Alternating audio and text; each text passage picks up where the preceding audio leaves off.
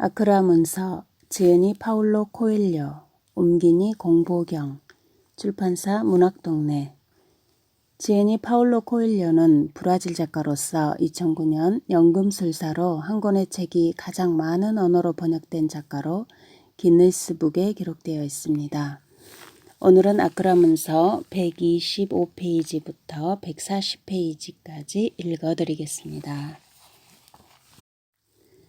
아침마다 일찌감치 일어나 도시 외곽의 초원으로 양떼를 몰고 가는 일을 해온 남자가 말했다. 당신은 배운 게 많아 그렇게 아름다운 어휘들로 말할 수 있겠지만 우리는 가족을 부양하기 위해 일을 해야 합니다. 이에 그가 대답하였다. 아름다운 어휘들로 말하는 일은 시인들이다. 언젠가는 누군가 시인의 말을 글로 적을 것이다. 나는 잠들어 삶은 그저 행복이라는 꿈을 꾸었네. 깨어보니 삶은 의무였네. 의무를 다하고 보니 삶은 행복이었네. 일은 사람들을 결속시키는 사랑의 표현이다. 일을 하면서 우리는 다른 사람들 없이는 살아갈 수 없으며 그들 또한 우리가 필요하다는 사실을 깨닫는다. 일에는 두 가지 종류가 있다. 첫째는 생활을 위해 의무적으로 하는 일이다. 이 경우 사람들은 시간을 팔아 돈을 벌지만 훗날 그 시간을 돈으로 되살 수 없음을 깨닫지 못한다. 그들은 언젠가 쉬게 될 날을 꿈꾸며 일생을 보낸다. 마침내 그런 날이 왔을 때 그들은 너무 늙어 인생을 제대로 즐길 수 없다. 그런 사람들은 그렇게 살아온 것이 자기 책임이 아니라고 여기며 이렇게 말한다. 나는 어쩔 수가 없었어. 둘째, 마찬가지로 생활을 위한 것이기는 하지만 타인에 대한 헌신과 사랑을 충실히 이행하는 일이 있다. 이런 종류의 일을 우리는 봉헌이라고 칭한다. 가령 두 사람이 같은 재료를 사용해 같은 요리를 한다고 하자. 한 사람은 요리에 사랑을 쏟고 다른 한 사람은 그저 배나 채울 수 있으면 그만이라는 생각으로 요리를 한다. 사랑은 눈에 보이지도 않고 무게를 달 수도 없지만 결과적으로 두 사람이 만들어낸 요리는 확연히 다르다. 봉헌을 하는 사람은 언제나 보상을 받는다. 일에 애정을 쏟을수록 그에게선 더 큰 애정이 솟아난다. 신성한 힘이 우주에 생명을 불어넣을 때 모든 행성과 항성, 바다와 숲, 골짜기와 산이 창조 과정에 참여할 기회를 부여받았다. 인류도 마찬가지였다. 그런데 어떤 사람들은 이렇게 말했다. 참여하고 싶지 않습니다. 잘못된 것을 바로잡거나 불의를 벌하는 일은 할 수가 없거든요. 어떤 사람들은 이렇게 말했다. 저는 땀 흘려 밭에 물을 대고 농사를 지을 것입니다. 그것이 창조주를 찬양하는 저만의 방식이니까요. 그때 악마가 다가와 달콤하게 속삭였다. 내가 하는 일은 저 바위를 언덕배기까지 계속 밀고 올라가는 것과 같아. 언덕백이 올라가면 바위는 다시 언덕 아래로 굴러 내려간다고. 악마의 말이 옳다고 여긴 사람들이 말했다. 삶이란 똑같은 일을 되풀이하는 게 전부구나. 악마의 말이 옳지 않다고 여긴 사람들은 이렇게 말했다. 그렇다면 나는 그 바위를 사랑할 겁니다. 꼭대기까지 밀고 올라가는 동안 늘 사랑하는 바위 곁에 있을 수 있으니 얼마나 좋습니까? 봉헌은 무언의 기도이다. 다른 기도와 마찬가지로 봉헌에도 규율이 필요하지만 아무 생각 없이 노예처럼 따르는 규율이 아니라 자유의지로 선택한 규율이어야 한다. 운명은 나한테 늘 불공정했어. 남들은 꿈을 쫓으며 사는데 난 여기서 꾸역꾸역 일하며 겨우 먹고 살고 있으니 운명은 아무에게도 불공정하지 않다. 자기 일을 사랑하는 것도 미워하는 것도 모두 자신의 선택인 것이다. 사랑을 하게 되면 우리는 일상적인 행위에서도 기쁨을 느끼게 된다. 어느 날 문득 꿈을 찾아 길을 떠난 사람들이 느끼는 것과 같은 종류의 기쁨이다. 자기가 하는 일이 얼마나 중요하고 위대한지 아는 사람은 아무도 없다. 바로 거기에 봉헌의 신비와 아름다움이 있다.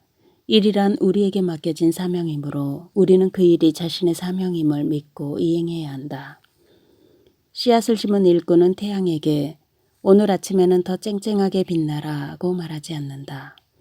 구름에게도 오늘 저녁에는 비를 내려라고 말하지 않는다.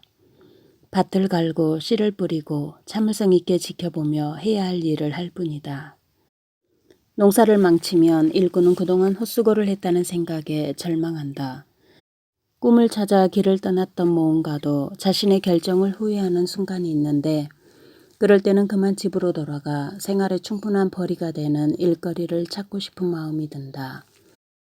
그러나 다음 날이 되면 농사꾼의 마음에도 모험가의 마음에도 다시금 행복감과 자신감이 차오른다. 그러니 그들은 언젠가 봉헌의 열매를 볼 것이고 기쁨을 누릴 것이다. 그들은 같은 노래를 부르고 있다. 자신에게 맡겨진 일을 성실히 수행하며 부르는 기쁨의 노래다. 양치기가 없으면 시인은 굶어 죽는다. 시인이 만든 노래를 부를 수 없으면 양치기는 슬픔으로 죽고 만다.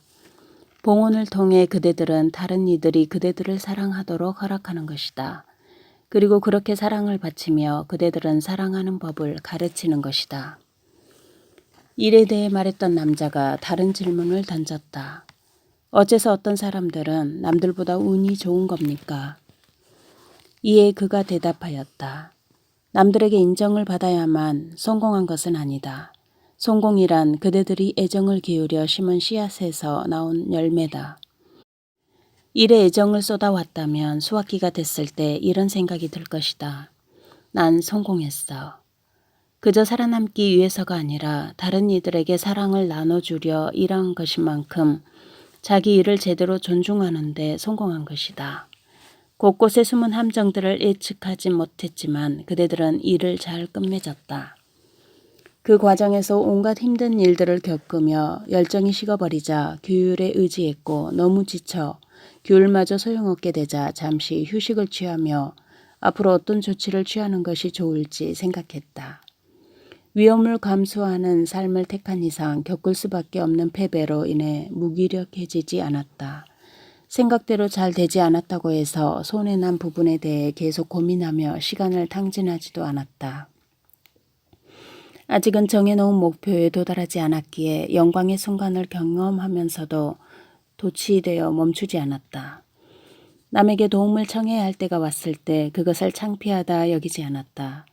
누군가 도움을 청했을 때 비결이 알려질까, 남에게 이용당할까 두려워하지 않고 그동안 배운 것을 모두 알려주었다. 두드리는 자에게 문은 열릴 것이다. 청하는 자는 답을 구할 것이다. 위로하는 자에게는 언젠가 위로가 주어질 것이다. 기대하는 시간에 맞춰 위와 같은 일들이 일어나지 않을 수도 있지만 그동안 그대들이 남들에게 너그럽게 베푼 애정이 열매 맺는 시기가 조만간 올 것이다. 성공은 자신의 일을 남들과 비교하며 시간 낭비를 하지 않는 사람들에게 찾아온다. 성공은 매일 나는 최선을 다할 거야 라고 말하는 사람의 집으로 찾아간다. 성공만을 쫓는 사람은 오히려 성공하기 어렵다. 성공은 그 자체가 목적이 아니라 최선을 다해 살다 보면 주어지는 결과이기 때문이다. 강박은 성공을 일구는데 전혀 도움이 되지 않는다. 강박적으로 일하다 보면 어느 길로 가야 할지 혼란에 빠지고 삶의 기쁨도 느끼지 못하게 되기 때문이다. 우리 도시 남쪽에 있는 언덕만큼 어마어마한 금을 소유한 사람이라고 해서 마음까지 부유하지는 않다. 매 순간 사랑의 힘을 느끼며 사는 사람이야말로 진정한 부자다. 나름의 목표를 가지고 살아야 하지만 잠시 걸음을 멈추고 주위 풍경을 즐긴다고 해서 크게 잘못되지는 않는다. 앞으로 한 발 한 발 나아갈수록 멀리까지 내다볼 수 있게 되고 예전에는 보이지 않던 것들이 눈에 들어오게 된다. 그럴 때 그대들은 자신에게 이렇게 물어야 한다. 나의 가치관은 여전한가? 남들을 만족시키려고 남들이 기대하는 대로만 살고 있지는 않은가? 나는 내 일이 내 영혼과 열정의 표현임을 진심으로 확신하는가? 나는 다른 것을 다 희생하고라도 오직 성공만을 원하는가? 아니면 매일을 사랑으로 채워가는 성공을 원하는가? 금고에 황금을 가득 채워넣는 것이 아니라 인생을 풍요롭게 사는 것이 바로 진정으로 성공한 삶이다. 어떤 사람은 이렇게 말한다. 나는 돈으로 씨앗을 사서 뿌리고 가꾸고 수확하여 창고에 곡물을 가득 채우고 풍요롭게 살 거야. 그러나 죽음이 찾아오면 그 사람이 쏟았던 노력은 물거품이 되고 만다. 그러니 귀가 있는 사람은 잘 들으라. 남들보다 빨리 가려고만 하지 말고 땅을 더욱 비옥하게 하고 풍경을 더욱 아름답게 만드는 행동을 하며 나아가야 한다. 때가 무르익지도 않았는데 무조건 서두르지 말아야 한다. 심어놓은 나무에 과일이 열렸다고 설익은 것을 너무 일찍 따버리면 먹는 이에게 아무런 기쁨도 주지 못한다. 반대로 두려워서든 불안해서든 열매를 따 봉헌해야 할 시기를 너무 미뤄버리면 열매는 썩어버리고 만다. 그러니 파종에서 수확까지의 시간을 존중해야 한다. 변화의 기적이 일어날 때까지 참고 기다려야 한다. 미리 화덕에 들어가 익기 전에는 빵이 될 수 없다. 단어들이 잘 어우러져 입에서 나오기 전까지는 시가 될 수 없다. 사람의 손이 시를 잡기 전에는 천이 만들어질 수 없다. 때가 되어 그대들이 수확한 열매, 즉 봉헌물을 보여주면 사람들은 놀라서 이런 말을 주고받을 것이다.